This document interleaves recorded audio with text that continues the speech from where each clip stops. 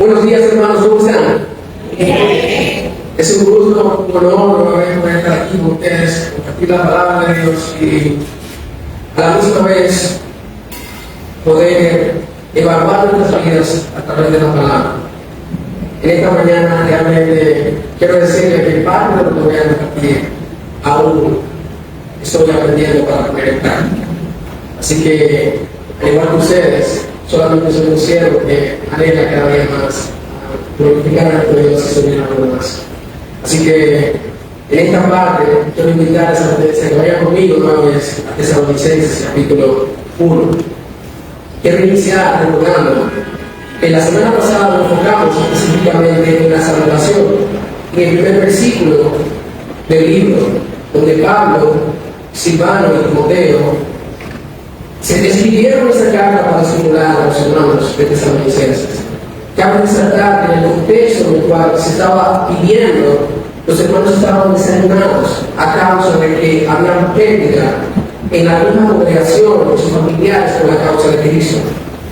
A pesar de las dificultades y las persecuciones, Dios utilizó la vida de Pablo, la vida de Timoteo y la vida de Silvano para bendecir a sus hermanos. Quiero resaltar que vimos 3 puntos la semana pasada. En primera instancia, la primera instancia era la importancia de trabajar en equipo. Cuán vitales como hermanos juntos podemos marchar en nuestras comunidades para el propósito que Dios nos ha puesto de evangelizar y discipular. Pero más que eso, vemos que Dios utilizó este equipo con características específicas. Estaban comprometidos con la gran comisión, estaban comprometidos y entregados al servicio de la iglesia local y de igual forma en sus comunidades, y estaban tan devotos a Dios que estaban dispuestos a dar su vida por el Señor.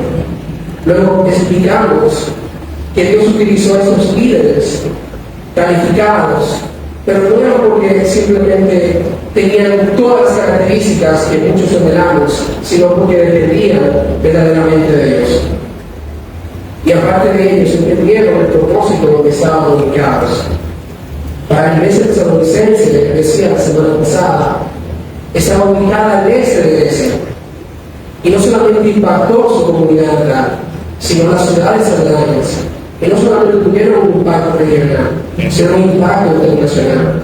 Porque estaban comprometidos, no con cualquier cosa, sino con el propósito de Dios para sus vidas. Y finalizamos diciendo,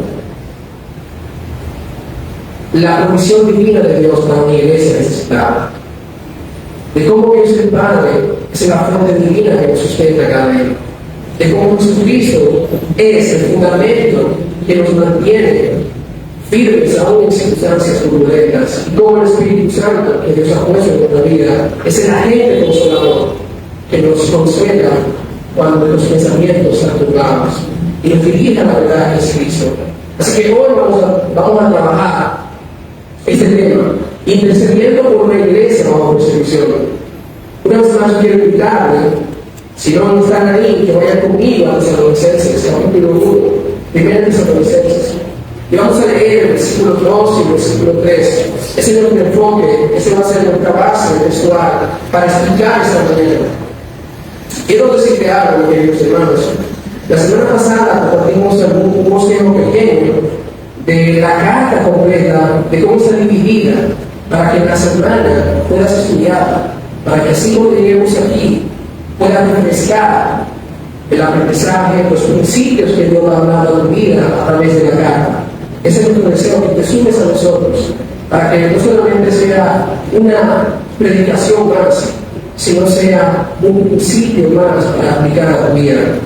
Leemos la palabra de Dios y se damos siempre gracias a Dios por todos vosotros, haciendo memoria de vosotros en nuestras oraciones, acordándonos sin cesar delante de Dios y Padre nuestro de la obra de vuestra fe, del trabajo de vuestro amor, de vuestra constancia y la esperanza de nuestro Señor Jesucristo.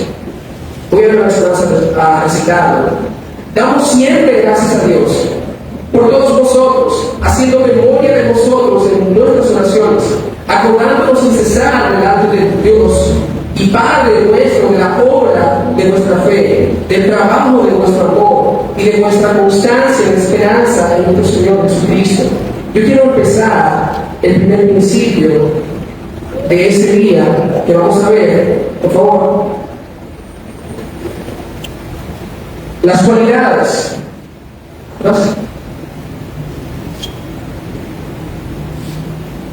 Ok, ahí sí.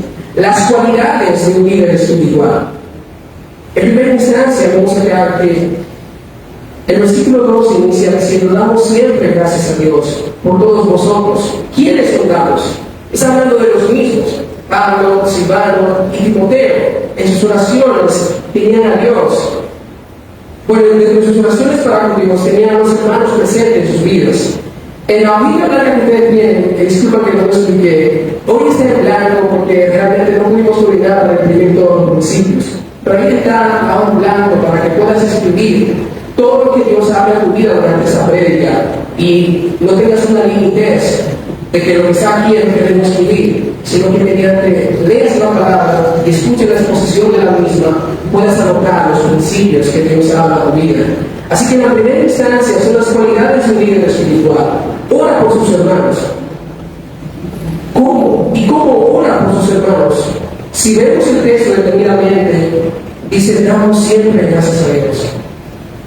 En primera instancia, un líder espiritual siempre ora a Dios por sus hermanos. Pero la forma que lo hace es en una oración de gratitud por ellos. Ahora, digo líder porque el enfoque del primer versículo y el segundo versículo está dedicado específicamente a Pablo, Timoteo y Silvano. Si lo extrapolamos a nuestra realidad, podríamos decir que como miembros de esta iglesia también tenemos el mismo llamado de orar los unos por los otros, de dar gracias a Dios los unos por los otros. Y no solamente dar gracias a Dios los unos por los otros, sino de rogar a Dios cada vez que hacemos memoria de ellos, de nosotros mismos. Pero Pablo dice: haciendo memoria de nosotros en nuestras oraciones. En inglés no dice de esta forma, es más intenso cuando Pablo dice: constantemente oramos a Dios por todos vosotros. O sea que dentro de su comunicación con Dios, cada vez que Pablo se comunicaba con Dios, cada vez que el equipo oraba a Dios, no oraba simplemente por ellos, oraba por los hermanos necesitados. Y en este contexto, los hermanos que estaban siendo perseguidos por la causa de Cristo.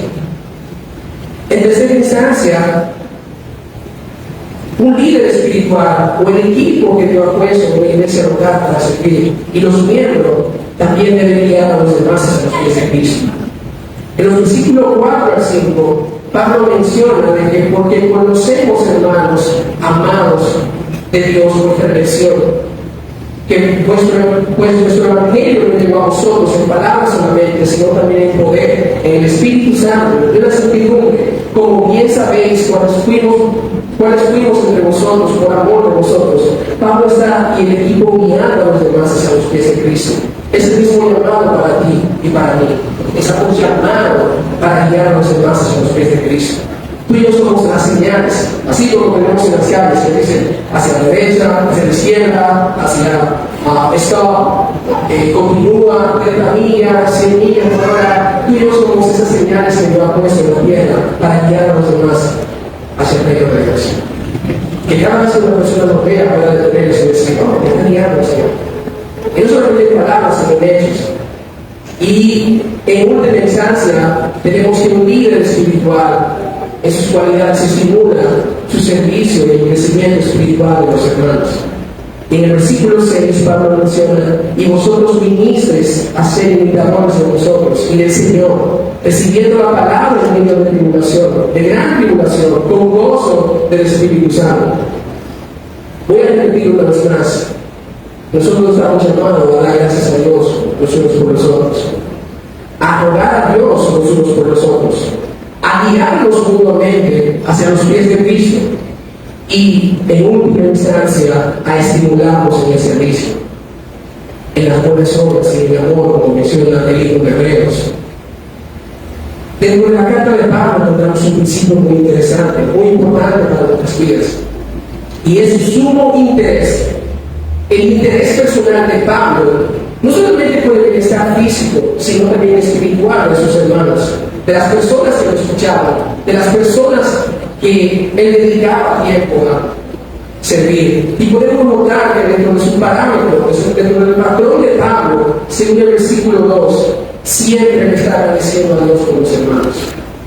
Siempre está intercediendo por los más débiles, por los necesitados, y siempre está rogando a Dios por la provisión divina para sus vidas, a fin de estimularlos, a fin de que continúen sirviendo a Dios con toda devoción, no importa las circunstancias en las que se encuentren. Tengo pregunta entonces para ti: ¿cómo está tu vida de relación, hermanos? ¿Por qué y por qué es hora durante la semana? Das gracias a Dios por tus hermanos, por la persona que Dios puso a tu lado. ¿O cuán constantemente interceder por ellos cuando están necesitados? ¿Saben qué? Por favor, la siguiente slide. Estaba viendo una encuestadora, Pew Research Center, en el Centro de Estadísticas de Búsquedas de Información en la Iglesia, dentro de la Iglesia, es una encuestadora cristiana. Y hicieron no hace tanto una encuesta a más de 25.000 cristianos en la región americana, o sea, de América, en la región de las Américas, específicamente de Norteamérica hasta Sudamérica.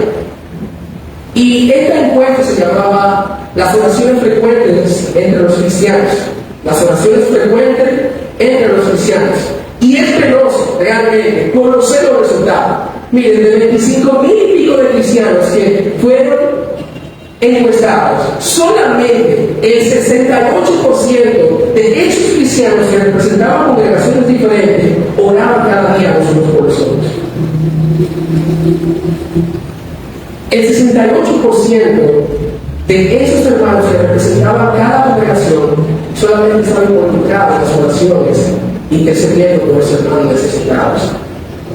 Y no solamente eso, sino que un 17% de manera colectiva, como iglesia, se reunía a orar, o se reúne a orar a la semana con los hermanos.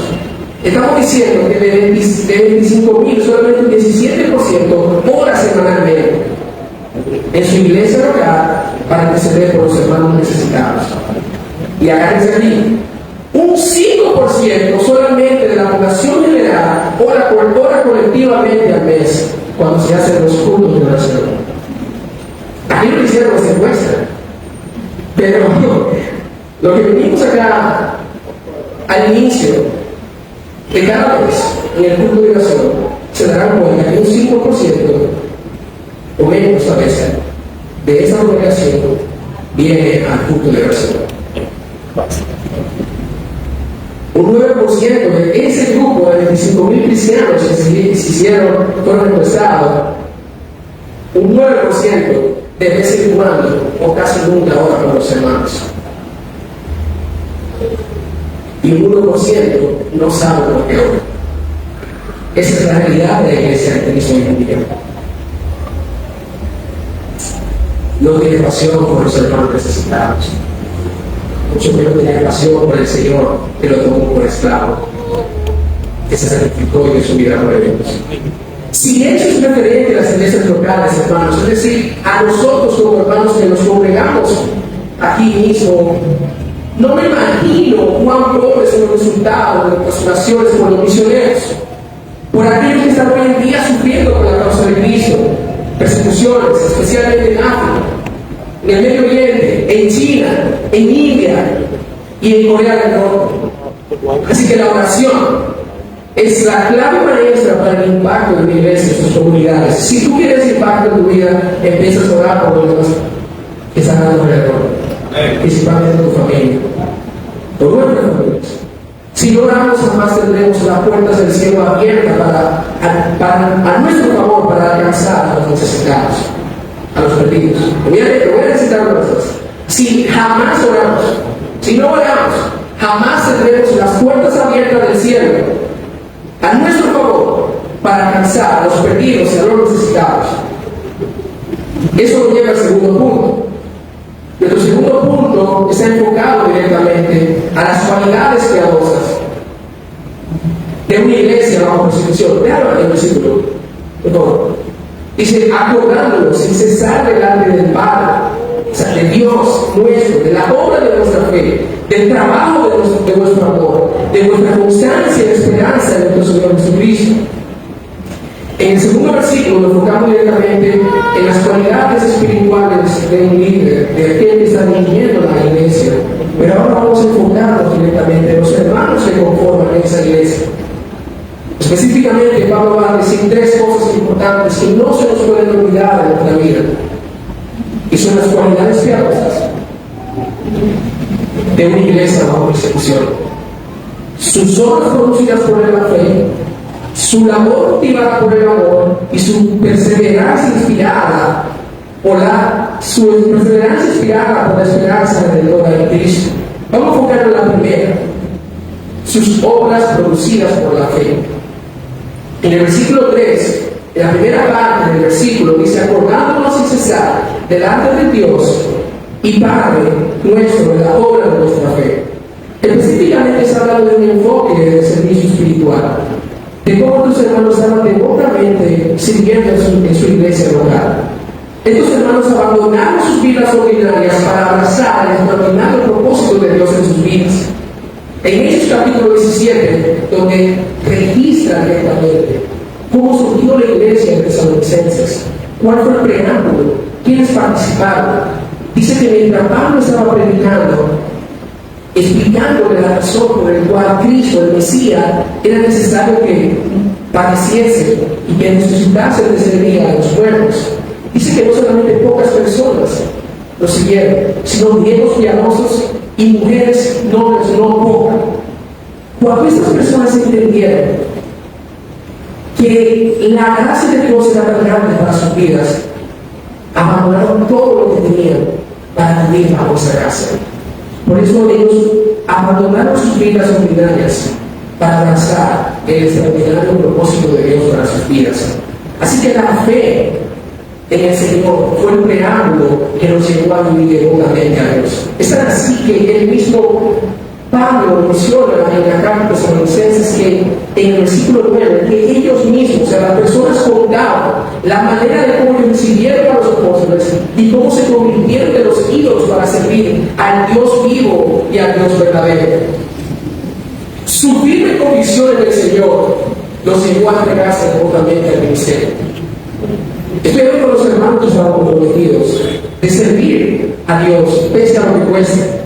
Así que ellos tomaron una decisión firme. Ellos vivieron comprometidos en base a esa decisión, aunque significara su muerte, de seguir a Cristo, de vivir para Cristo y morir por Cristo.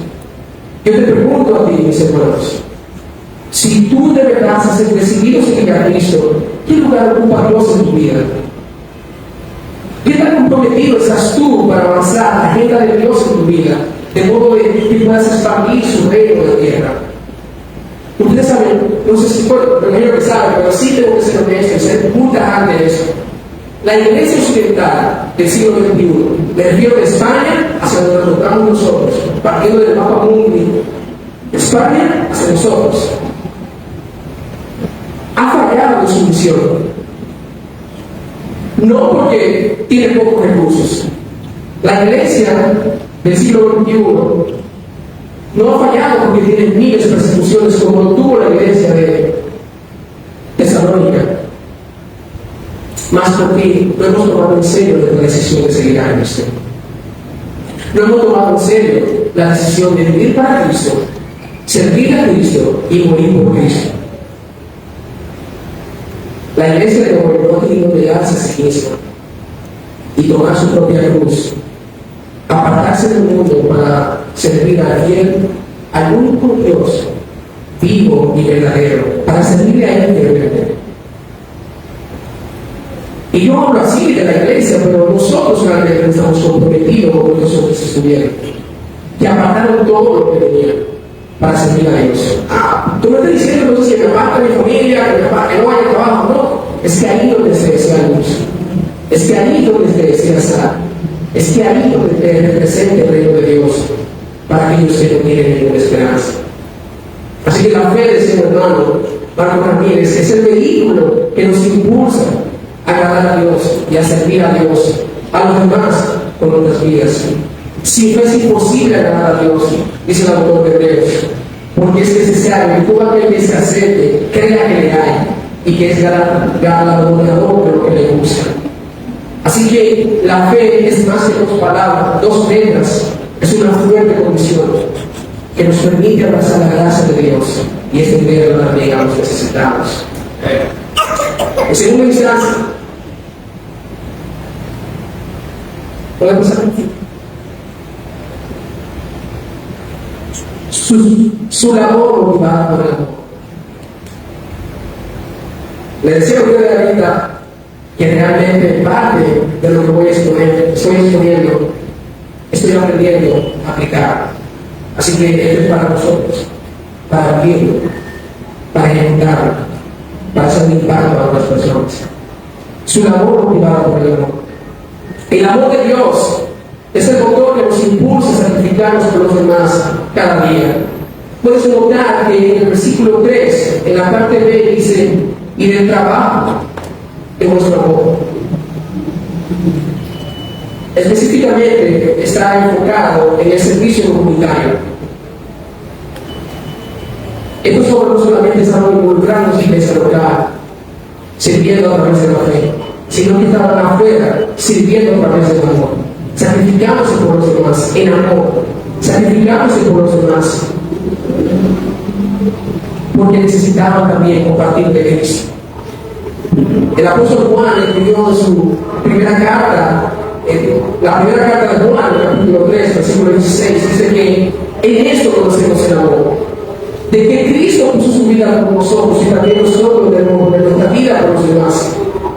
Eso fue lo que Pablo explicó en Hechos capítulo 17. Ese fue el evangelio que Pablo predicó, que Cristo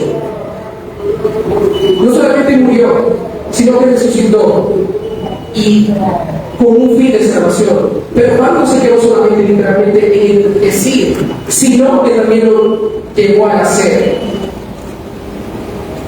El amor de Dios es el motor que nos impulsa a sacrificarnos por los demás.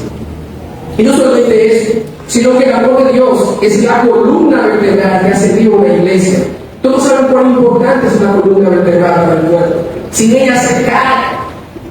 No tenemos oportunidad de caminar. Somos inválidos, no podemos ni siquiera utilizar nuestras extremidades como bien, porque no tenemos algo que nos sostenga, que hay autores que saben más que yo lo que digo. Entonces, sin amor, la iglesia está muerta, porque el amor hace viva a una iglesia. Y eso es lo que Pablo está recalcando. Que estos hermanos, aún en persecuciones, estaban manifestando el amor de Dios para su pueblo de afuera. El gran mandamiento, cuando uno de los escribas se la acercó a Jesús, en Marcos capítulo 12, le preguntó, Señor, ¿cuál es el más grande de todos los mandamientos? Jesús no le dijo, oye, tú tienes que internarte en tal lugar y aprender tanta Biblia, tanta cosa. No, fue muy sincero y catedrático. Amar a Dios por todas las cosas. Pero no solamente sobre todas las cosas, sino con toda nuestra mente, con toda nuestra alma, con toda nuestra fuerza, o sea, con todo nuestro corazón, con todo lo que somos. Y el segundo mandamiento es semejante al mismo: amarás a tu prójimo como a ti mismo. De todos los mandamientos, estos dos lo cumplen cuando amas a Dios y amamos a hermanos. Así que el amor de Dios es de carácter progresivo. Avanza, no es posesivo. El problema de la iglesia de hoy es que quiere a Dios para sí solo, no quiere compartirlo. Tiene a Dios para sí solo, no puede estar en su casa y no para sus vecinos. Pero lo que recibimos de parte de Dios con el mismo deseo también debemos compartirlo con los demás. No seamos egoístas, hermanos. El mismo Juan, escribiendo su primera carta, dice en el capítulo 4, versículo 11, amados, si Dios nos ha amado así, debemos también nosotros amarnos los unos a los otros, los unos a otros. Si Dios nos ha amado así, ¿cómo así? Que entregó todo lo que tenía, su Hijo, lo entregó por nosotros. ¿Por qué no podemos entregar nuestra vida a los demás? Sin amor, dice Pablo, no somos nada. Corintios capítulo 13. Si conociera todos los tesoros de la filosofía, de la teología, de todo por haber, menciona Pablo en el primer versículo del capítulo 13. Si diera todo lo que tengo, si sacrificara incluso mi cuerpo, pero no tengo amor, nada soy. Así que la columna vertebral que sostiene nuestra vida es el amor de Dios. Y es lo mismo que debemos hacer para los demás. Manifestar ese amor. Así que el amor de Dios, el amor es un simple sentimiento, transitorio como el viento. Es una firme convicción de buscar el bienestar de los demás por encima de los intereses. Por eso el amor es bondadoso, por eso el amor es paciente, por eso el amor no se brinda, por eso el amor no guarda rencor, por eso el amor todo lo sufre, por eso el amor todo lo espera, por eso el amor todo lo soporta y nunca dejará de ser. Porque Cristo pensó en nosotros antes de darnos de sí mismo. Así que el amor sobrepasa todas las virtudes, no importa cuánto sepas. Si no tienes amor, no tiene ningún peso eterno en la vida de las personas. El amor es el regalo más sublime de parte de Dios que podemos extender a las demás personas. Por eso el amor es la marca distintiva del creyente. Cuando Cristo, antes de ser expuesto para ser crucificado, tuvo un encuentro personal con los discípulos. Y dentro del momento que estaba en la Santa Cena, le explicó eso. Le dijo: y en estos conoceréis que son mis discípulos. ¿Qué dice? En esto conoceréis que son mis discípulos. Sí. Si va mucho a la iglesia, ¿se estoy involucrado con ministerios? No. Si se abren los ojos, si se aman los unos a los otros, está hablando de la unidad de la iglesia, está hablando del sacrificio de la iglesia por sus hermanos. ¿Sabes? Los cristianos del primer siglo conquistaron el imperio romano, no haciendo muchas cosas, sino sintiendo el amor. Mientras los mismos romanos dejaban a los enfermos morir, sus familias abandonaban a los leprosos, sus familias abandonaban a todo el mundo en enfermedad. Había un grupo de creyentes, esclavos, que estaban sirviendo a esos necesitados. Y a través de ese servicio de amor pudieron conquistar a los barrios y consecutivamente a todo el imperio romano, sirviendo el amor. Anoche estábamos en una actividad como jóvenes y estábamos con un hermano y básicamente le estaba diciendo: oye, voy a ver tu punto, y cuando entró el amor específicamente me hizo una pregunta sencilla pero muy directa a mi corazón. ¿Sabes? Le digo: ¿cómo las personas se dan cuenta que el amor de Dios está en tu vida? Yo le respondí muchas cosas, honestamente. Vine a filosofar, teología, diciendo: no, el amor de Dios, antes de 16, quise filosofar, quise tener teología, decir muchas cosas. Sinceramente, el hermano se me quedó mirando y me dijo una palabra: amándonos. Amándonos. De esa forma las personas se dan cuenta que el amor de Dios es en tu vida. Amándonos. Porque cuando amas estarás dispuesto a dar todo por ellos. Cristo lo hizo por nosotros. Realmente me llevó a meditar anoche, a orar, a reevaluar todo el mensaje que tenía y a entender que aún me falta mucho por amar. Aún me falta mucho por aprender a sentir a los demás. Yo sé que es el mismo caso de tú, por eso te lo menciono. Nos falta mucho aprender a amar. Nos falta mucho aprender a servir a los demás.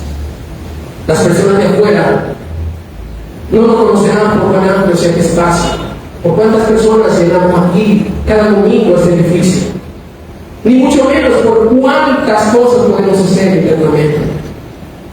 ¿Saben qué? Las personas se darán cuenta cuando le amamos, por cuánto nos sacrificamos nosotros por nosotros. Por las veces que decimos presentes en las emergencias, en las catástrofes que llegan a nuestra vida continuamente y de nuestra familia. Por las veces que nos preocupamos y decidimos invertir un tiempo de calidad con nuestros amigos y vecinos necesitados.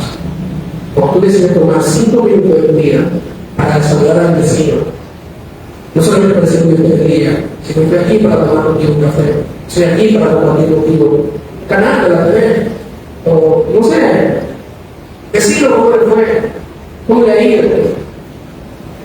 De esa forma se dan cuenta cuán preocupados, cuán interesados estamos en su vida y su eternidad. Hace 5 años, el mes pasado, cumplió mi padre 5 años de fallecido. Y pensando en todo esto, me acuerdo de un episodio que pasó mientras estaba en el velatorio de mi papá, de la compañía donde trabajaba en un grupo, específicamente en ese grupo, en la puerta, cuando estaban entrando, hubo un joven que no quiso entrar. Incluso se desmayó. Y nosotros, imagínate, estábamos dormidos, no podíamos pensar al compañero de papá, que quizás era muy amigo de mi papá. Y después de unos minutos, el joven se le acercó a mi mamá, que preguntó quién es la señora René. Mi papá decía René de Claudio Humano. Y él se acercó. Le dijo a mi mamá que no tuvo el valor de ver a mi papá en el ataúd, porque todos los días mi papá sacaba parte de su comida para dársela a él. Mi papá siempre llegaba hambriento a la casa. No me decía, pero ¿cómo es? Yo te preparo una taza, realmente, que va a comer 4 gente, y tú siempre llegas hambriento, y porque allá no decía nada. Y este joven le confesó que por muchos años su papá lo alimentaba cuando no tenía sustento. Y después de todo eso, dije, wow, anoche mismo mientras estaba leyendo esto decía, por Dios. Y yo me pregunto, ¿qué huellas son esas dejando en la vida de las personas a tu lado? ¿De amor? ¿O estás solamente dejando heridas en ellos? El amor es la marca distintiva del creyente. Si no amas, tienes que revisar tu convicción.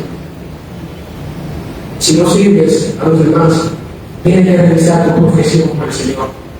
Estamos llamados a dar lo que Cristo dio por nosotros, nuestra vida por los hermanos. El último punto.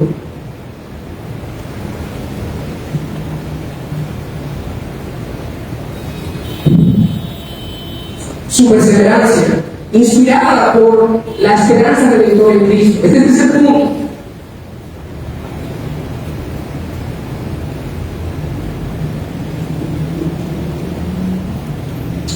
Y dice Pablo, y de vuestra constancia en esperanza de nuestro Señor Jesucristo. Quiero explicar algunos puntos interesantes aquí, porque hasta ahora se puede regular el propósito de la carta. Pablo, Silvano y un hermano Timoteo están animando a los creyentes perseguidos tras la predicación de la palabra. Están desanimados porque la persecución provocó la muerte de varios creyentes en la iglesia. Están animando a una iglesia que tenía una debilidad específica, no era tanto, pero era esa: cuestionar la segunda venida del Señor. Yo quiero hacer un poco de énfasis en esta parte de la segunda venida del Señor. Al igual que esos hermanos, cuando llega la dificultad, muchas veces dudamos. Decía Marcos, Adonis en su exposición, el temor nos arropa, el problema Al igual que ellos, hoy en día también hay cristianos que están poniendo grandes peligros por el Evangelio. Según las estadísticas de la Organización Puertas Abiertas sobre las persecuciones mundiales, específicamente en el Oriente, de Europa hacia Asia, para allá. El año pasado, 5.621 cristianos fueron asesinados por la causa de Cristo. 5.621 cristianos fueron asesinados por la causa de Cristo. El año pasado, 5.259 cristianos fueron secuestrados por la causa de Cristo. Durante toda la estadía de la iglesia del siglo XXI, más de 360 millones de cristianos de todo el mundo corren persecuciones o han tenido persecuciones por su fe.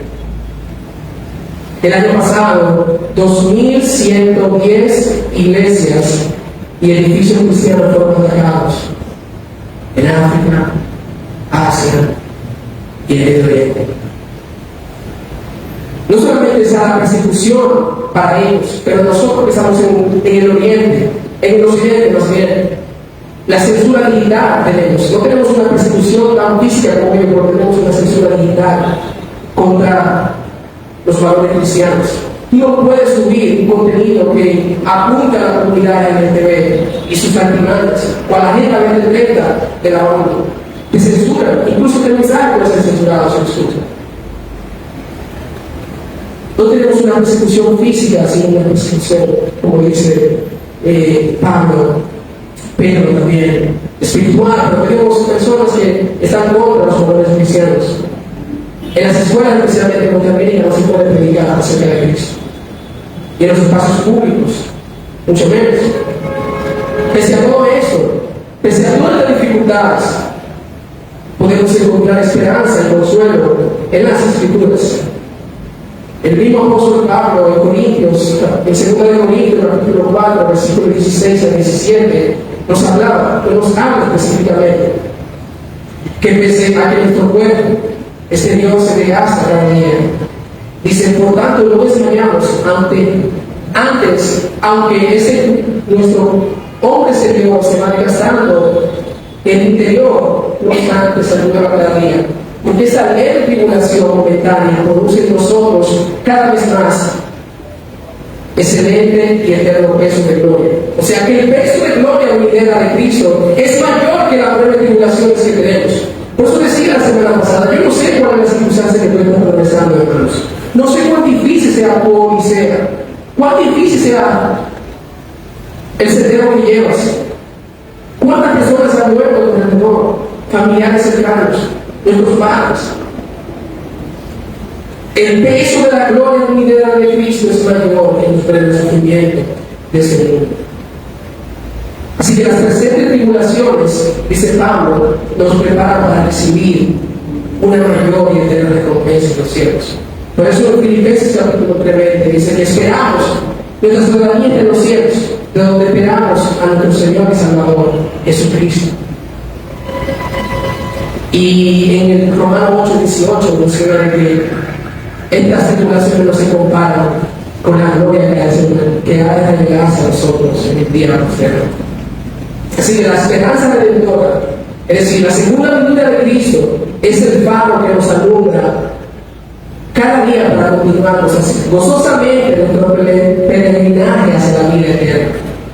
Escuchen bien, hermanos, la segunda venida de Cristo es el faro que nos alumbra cada día para continuar gozosamente nuestro peregrinaje hacia la vida eterna. Esto es temporal. La tribulación es gozo eterno. La eternidad está en Cristo. Si no, vayas a Pedro, capítulo 1, primera de Pedro, y verán que dice que damos gracias a Dios, el cual nos ha hecho resucitar, nacer de nuevo, más bien, a una esperanza viva, imperecedera, preservada en los cielos para con nosotros.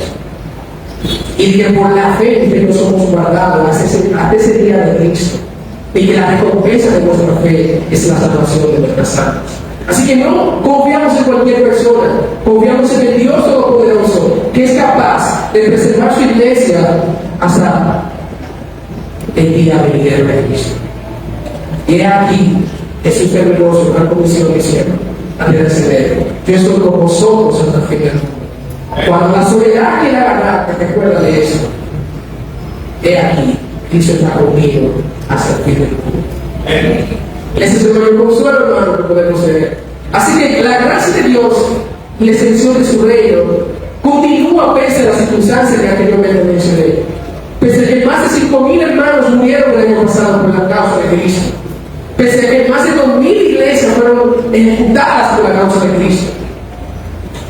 El año pasado, más de 80.000 cristianos norcoreanos en Corea del Norte recibieron alimentos y sustento de emergencia a través de una red china cristiana.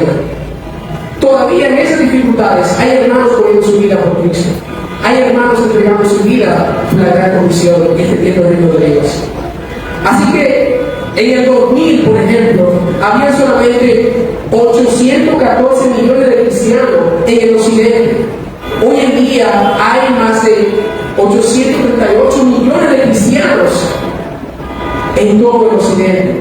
Norteamérica, Latinoamérica, Sudamérica, las islas que están en el Caribe y las islas menores y todo eso.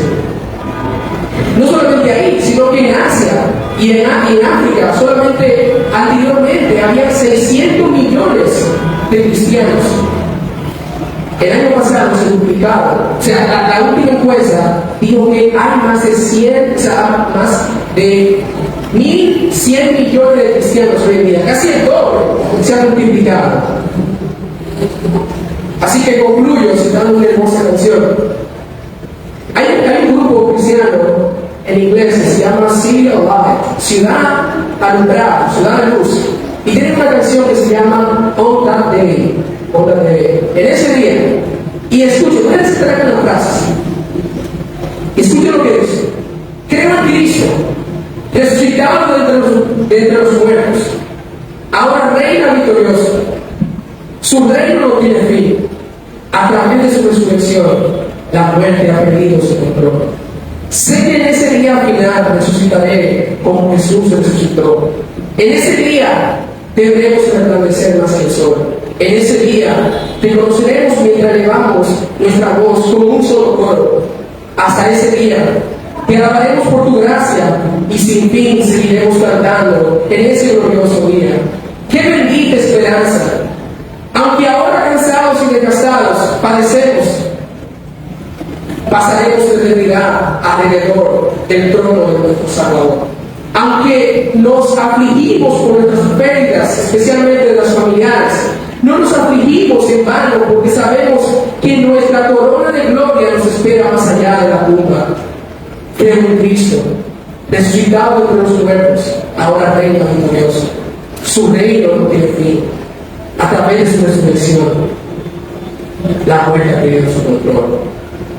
Sé que en ese día resucitaré como Jesús resucitó. En ese día tendremos que resplandecer más que el sol. En ese día te conoceremos entre elevamos a una voz tu adoración. Qué bendita esperanza, que aunque ahora pensamos y desgastamos, pasaremos su eternidad con nuestro Señor. Ese es el mayor consuelo que puede dar nuestro trabajo. Pregunta para ti, hermanos: ¿qué estás haciendo para que se acerque la segunda venida del Señor? ¿Cómo te sientes al saber? ¿Gozoso? ¿Triste? ¿Cómo te encontrará el Señor en aquel día, en ese glorioso momento? ¿Activo en su obra o pasivo a un ser humano? ¿Pasivo o activo en el ministerio? ¿Te gustaría ver a tus amigos y familiares estar en ese glorioso día con Cristo? Entonces, ¿qué estás haciendo por ellos? ¿Qué estamos haciendo por ellos? Recuerden, mencionamos al principio las cualidades espirituales de vida. Hablamos de la importancia de concluir, de dar gracias a Dios por los hermanos, de rogarnos unos por nosotros como hermanos, de guiarnos unos por nosotros a Cristo cada día y de estimularnos en la fe, en el amor, buenas obras y finalizaba compartiendo este principio de una iglesia, la cualidad de una iglesia piadosa. La obra de la fe, su trabajo de fe, la obra de amor y su constancia en la esperanza de toda la luz. Amén. Vamos a orar. Padre, gracias te damos por tu misericordia. Gracias a Dios porque nos consuela a través de tu palabra. La vida de tus hermanos, que aún en tiempos turbulentos estuvieron sirviendo constantemente a ti y a los demás, como su fe, como el amor, como la esperanza, Dios, por el pilar que nos estuvo, pero sobre todo, Dios, como la esperanza venidera de Cristo es el faro que nos alumbra para cada día vivir para tu gloria. Mientras esperamos ese día de Dios. Perdónanos, oh Dios, por las veces que no vivimos conforme a lo que nos ayuda, por las veces que preferimos ocultarnos y no alumbrar para poder a lo necesitamos. Te pedimos, Dios, que lo dirías en lo que resta de este pueblo. Para ti. Eso nos amén y amén.